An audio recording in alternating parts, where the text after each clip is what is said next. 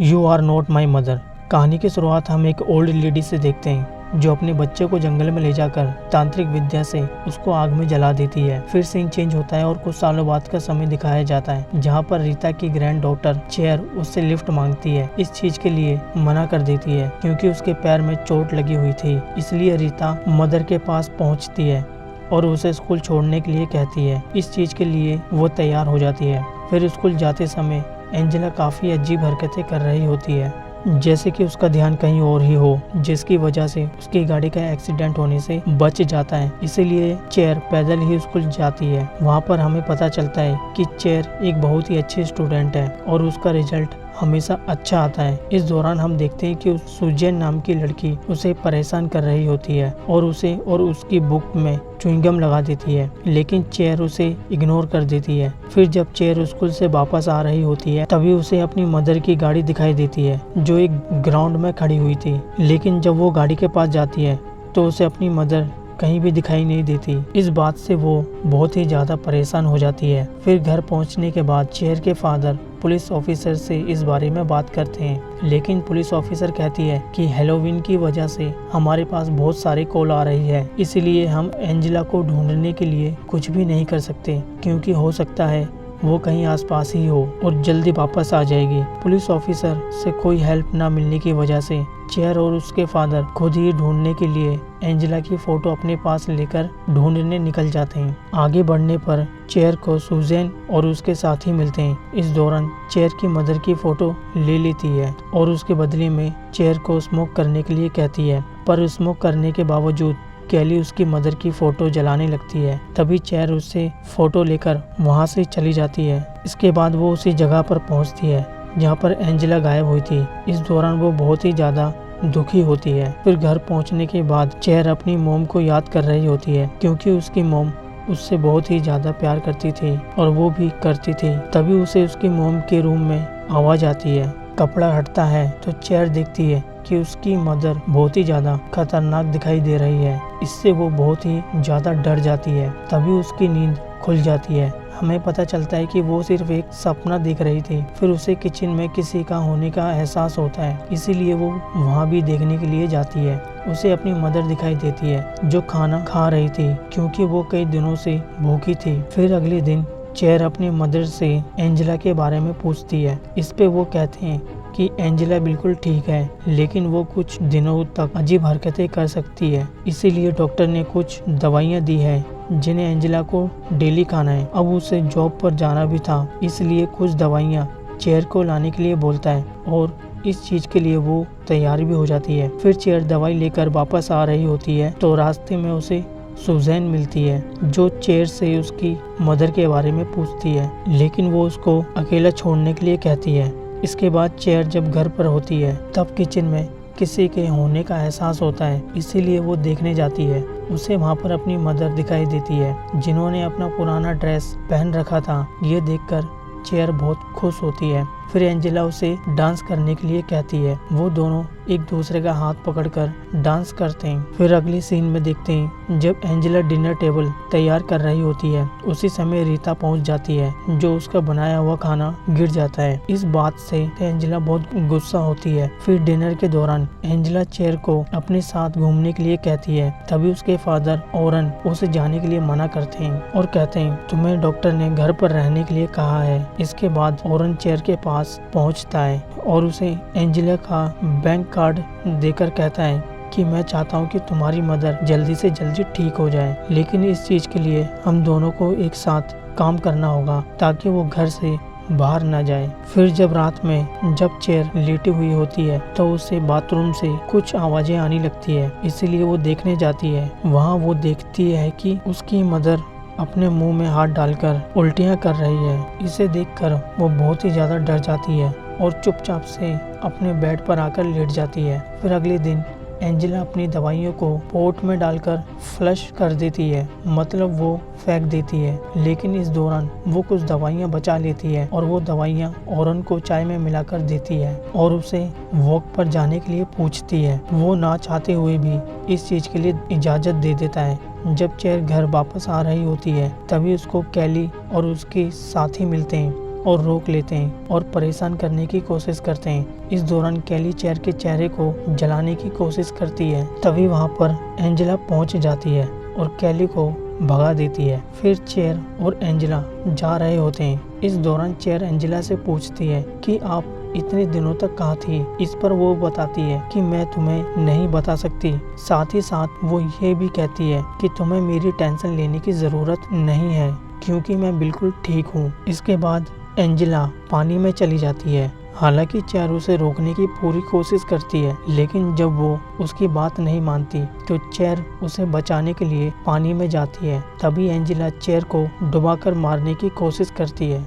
इससे चेयर बहुत ही ज़्यादा डर जाती है और पानी से बाहर निकल आती है। फिर जब वो घर पहुंचती है तो देखती है उसके फादर ओवरडोज दवाइयों से उसकी कंडीशन बहुत ज़्यादा खराब हो रही है, इसीलिए उसे हॉस्पिटल लेकर जाया जाता है। लेकिन हम देखते हैं एंजेला को इस बात से कोई फर्क नहीं पड़ता और चेयर को अपने साथ डांस करने के लिए कहती है। यह देखकर चेयर बहुत ज़्यादा हैरान होती है और डांस करने के लिए मना कर देती है। इस बात से एंजेला बहुत ज़्यादा गुस्सा हो जाती है और उसे तंग करने की कोशिश करती है। इससे चेयर बहुत ज़्यादा डर जाती है और भागती हुई रूम में पहुंचकर दरवाजा बंद कर लेती है। इस दौरान एंजेला उसका पीछा करती है, लेकिन वो उसे पकड़ नहीं पाती। फिर अगले दिन चेयर किसी तरह डरते हुए घर से बाहर निकलती है और स्कूल पहुंचती है। वहाँ पर उसकी टीचर उसके साथ साथ बाकी स्टूडेंट को हैलोवीन के बारे में बताती है। फिर सब लोगों के जाने के बाद वहाँ पर चल रही डॉक्यूमेंट्री फिल्म की तरफ खींची चली जाती है। इसमें दूसरी दुनिया के बारे में बताया जा रहा था।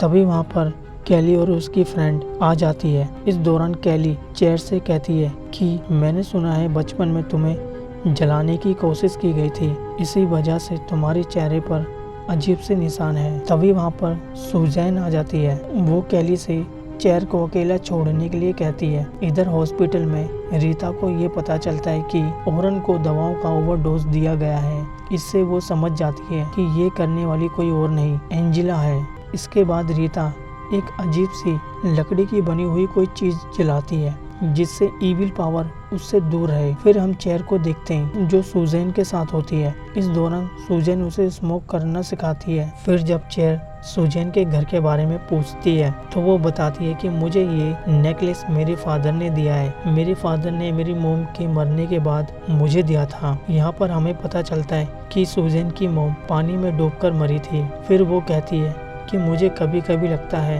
वो मुझे देख रही है और मेरा ख्याल रख रही है, जिससे मेरे साथ कोई बुरा ना हो सके। इसके बाद सुजैन चेयर से अपनी मोम के बारे में पूछती है। इस पर वो कहती है कि मेरी मोम को पहले से पागलपन था, लेकिन अब उनकी हालत पहले से ज्यादा खराब हो चुकी है। मैंने उन्हें पहले ऐसा करते हुए कभी नहीं देखा। फिर चेयर सुजैन को डिनर के लिए ले जाती है, लेकिन वहाँ पर उसकी ग्रैंड मदर सुजैन से कहती है कि आज हमने फैमिली डिनर रखा है, इसीलिए तुम्हें अपने घर चले जाना चाहिए। हालांकि ये बात सुजैन को बुरी लगती है, लेकिन रीता उसे बाहर ही रोकने के लिए कहती है। वो अपनी ग्रैंड मदर से बात करने की कोशिश करती है और कहती है मैंने पहली बार अपने दोस्त को डिनर पर बुलाया है और आप उसे वापस जाने के लिए कह रही हो।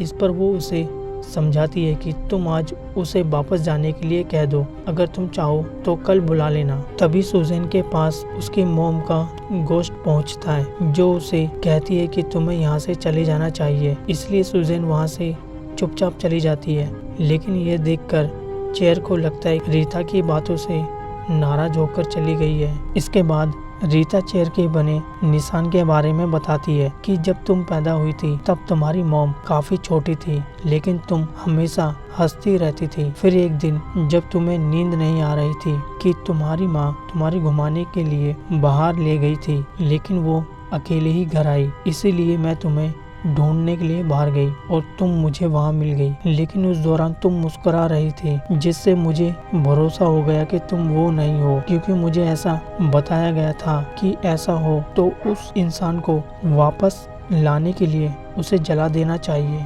इसीलिए मैंने तुम्हें जला दिया था। लेकिन अब वो चीज फिर से वापस आ गई है, जो कि किसी और की नहीं बल्कि तुम्हारी मॉम के रूप में है। तभी चेयर को एंजेला के रूम से आवाज सुनाई देती है, इसीलिए वो कमरे से बाहर पहुंचती है। वहाँ पर उसे पता चलता है कि रीता ने एंजेला को कैद कर रखा है। चेयर रीता को दरवाजा खोलने के लिए कहती है। तभी रीता दरवाजा खोलने के लिए मना कर देती है और कहती है, मैं दरवाजा जब ही खोलूंगी जब तुम मेरी बातों का विश्वास करोगी। ये सुनकर चेर कहती है, मुझे आप पर भरोसा है। अब रीता दरवाजा खोल देती है। यहाँ चेर देखती है कि उसकी मॉम को रीता ने बेड पर बांध कर रखा हुआ है। इस दौरान रीता उसे बताती है कि हमें इसे पूरी तरह बदलने से पहले आग से जलाना पड़ेगा, लेकिन रीता की बातों को इग्नोर करके खोलने लग जाती है और रीता के मना करने पर उसे बाहर निकाल देती है। फिर जब चेर की नज़र वहां पर रखे आईने पर पड़ती है तो उसे समझ आता है कि एंजेला के रूप में उसकी मॉम नहीं बल्कि कोई और है।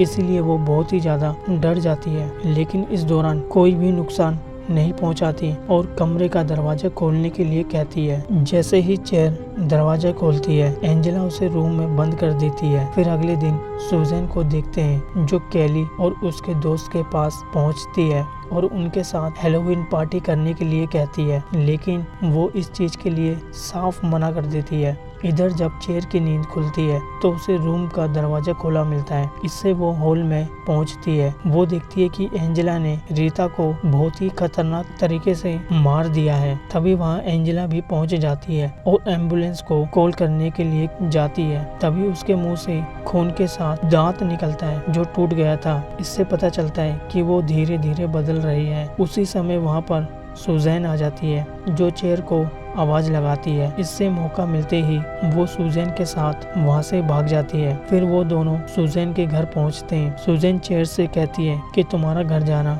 सेफ नहीं है, लेकिन तुम यहाँ पर नहीं रह सकती। इस बात से चेर बहुत ही ज्यादा दुखी होती है। तभी उसे अपनी ग्रैंड मदर की बात याद आती है। इसीलिए वो सुजैन को इस बारे में बताती है कि मेरी ग्रैंड मदर ने उसे जलाने के लिए कहा था। फिर वो दोनों एक ऐसी जगह ढूंढते हैं जो पूरी तरह से सुनसान होती है और वहाँ पर लकड़ियों का ढेर रखा होता है, क्योंकि एंजेला चेर को चारों तरफ ढूंढ रही होती है। इसलिए वो उसके पास पहुंच जाती है, जिससे वो उसका पीछा करने लगती है। अब चेर उसे अपने पीछे पीछे बिना बताए अपने पास आने देती है जहाँ पर लकड़ियों का ढेर रखा होता है। लेकिन वहाँ पर सुजैन की जगह पर कैली और उसके दोस्त मिलते हैं। इस दौरान कैली उसे लकड़ी के ढेर में डाल देती है और जलाने की कोशिश करती है। हालांकि कैली के दोस्त इस चीज के लिए मना करते हैं, लेकिन वो उनकी कोई बात नहीं मानती। तभी एंजेला आ जाती है जो बहुत ही ज्यादा डरावनी जैसी लग रही थी, इसलिए